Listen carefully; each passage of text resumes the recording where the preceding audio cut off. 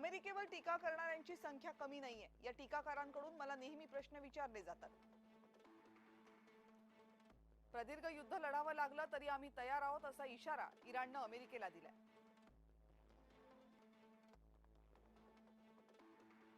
सध्या जे सुरू आहे ते पवित्र आणि रास्त युद्ध आहे।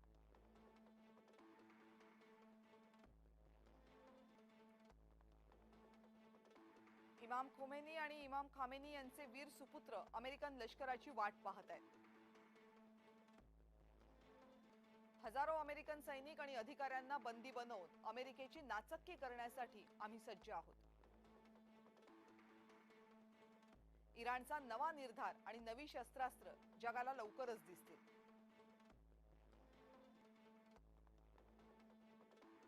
आमच्याकडील एक विशिष्ट तंत्रज्ञान आम्ही अजून वापरलेलंच नाहीये।